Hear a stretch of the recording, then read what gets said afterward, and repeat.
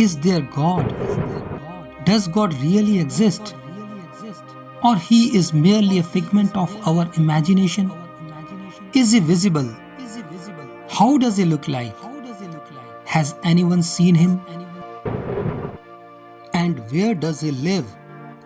Your mind must have encountered many such questions regarding the existence and power of God.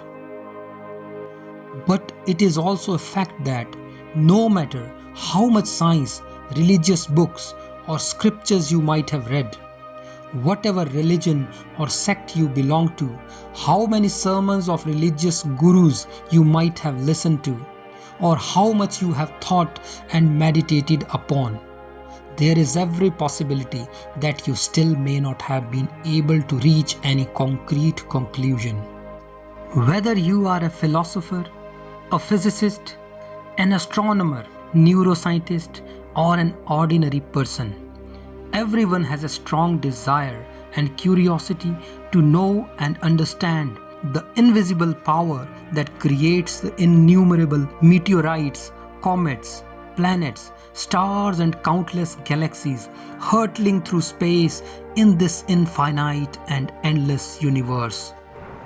In different religions of the world, this invisible power is called with different names as God, Ishwar, Allah, Khuda, or Bhagwan. There must have been instances in your life when you would have felt the presence of some invisible power, and at times you must have doubted the very existence of that supreme power or God. So here is a video that attempts to dispel all your doubts related to God and His existence with unprecedented convergence of science and spirituality that will help you delve deeper into the true nature of that supreme power. Namaskar, I am Virendra Kanwar, a teacher by profession belonging to Devbhoomi Himachal, a mountainous region of North India, situated in the lap of Himalayas, blessed with dense forests and snow-clad mountains. Today's video is an essence and culmination of what I have learned through my 20 years of teaching, deep interest in science, nature, and spirituality. So without further ado, let us start today's special video.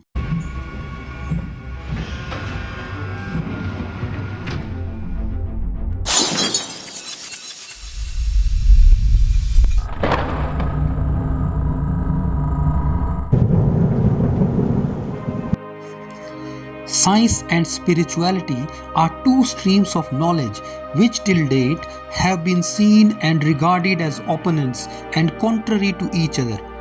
But surprisingly, the latest discoveries and inventions of different branches of science like cosmology, astrophysics, neuroscience, and quantum physics seem to be bridging this gap between science and spirituality, and leading scientists towards the explanations and conclusions about the origin of the universe and the nature of God, described in the Vedas and Upanishads by ancient Indian sages and thinkers. Now let us assume that if there is a creator of the entire world, then why can't we see him? Well, let us understand this with an analogy. The way we can't see a house and its shape while staying inside it, it can only be seen from a certain distance by coming out of it. Similarly, the shape of our planet Earth can only be determined from space, not from Earth. Just like that, the form and expanse of that God, which is called Brahma in Vedantic philosophy, is so vast that not only you, but this entire endless and infinite universe is encompassed and contained in it. Moreover, he cannot be known and conceptualized by this physical self made up of 5 Panch Mahabhutas or 5 fundamental elements: fire, water, air, earth, and space. That Brahm can only be known through the invisible consciousness that lies within you and everyone else. What is this entire endless universe made up of? Well, let us understand this with an example. What's this? A cloth or a fabric? With this, you can make a handkerchief, a dupatta, a shirt, scarf, or a cap.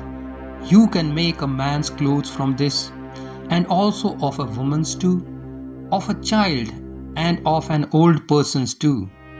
The same cloth can be used to make clothes of a Hindu, a Muslim, Sikh, Christian, Buddhist, or a Jain.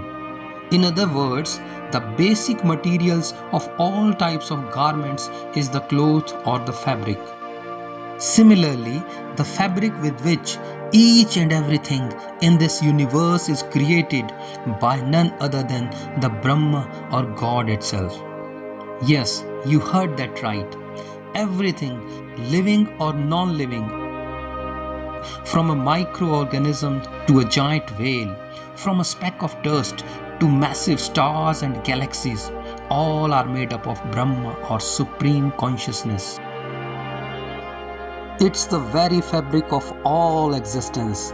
That is why the Vedas and Upanishads assert that God or Brahma, being omnipresent, is present in every single atom of this creation. Let us encounter another important question. There must be a single creator of this entire universe.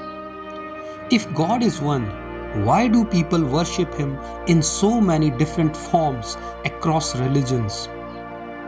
In Indian Adhyatmic philosophy, we divide those who believe in God into two groups. One is those who worship God having some perceptible or concrete form, which we call Saguna or Sakar, while others are those who see God as formless or one from which all forms emanate, or that which is present in all forms. It's a concept that challenges our limited perception of form and invites us to delve into the deeper reality that lies beyond our mortal senses. Yogis, munis, and sadhakas fall in this category. These are the people who have very high level of cognitive spirituality. They can see God in every single particle of this creation, while ordinary believers need some perceptible form of God to conceptualize Him. So they are advised to worship God in the form of some statues. So how do you see God? In the form of Shiva, Vishnu, Brahma, or Goddess? In the form of Prophet Muhammad, Jesus Christ, or a religious guru or Swami? If God is one, then who is the real God out of all these? Well, when God creates the universe, then the creator is called Brahma. In the form of sustainer of all life forms, he is Vishnu. And when he destroys all his creation, then he is called Pralayankari Shiva. The whole creation goes through infinite cycles of formation and destruction. The way a woman for her husband is his wife, while the same woman is a daughter for her parents, a sister for her brother, and is a mother for her children. In the same way, Brahma, Vishnu, and Shiva are not three different powers, but are different manifestations of God's infinite power. So there isn't an ounce of doubt that God or Brahm is not only outside but within you. It is everywhere you can see or imagine, having no single definite form or shape, rather assuming every possible form one can visualize and have faith in. Jaki rahi bhavna jaisi, Prabhu Murat dekhi tin taisi.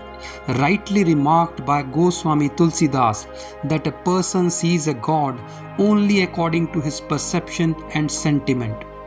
So it doesn't make a difference whether you see that God in idol of stone, in Buddha, Prophet, or Jesus. in any of the gods or goddesses, or in your holy spiritual gurus. Ekam sat vipra bahuda vadanti. Truth is only one, but wise people describe it variously.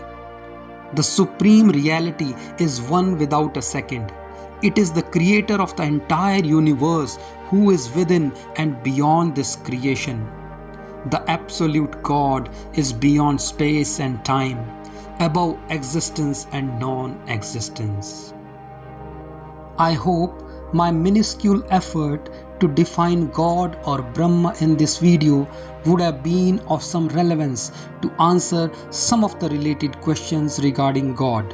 In the upcoming next part of this video, you will find an unprecedented and never heard before explanation of God, purely on the basis of latest scientific theories and experiments that will certainly blow your mind.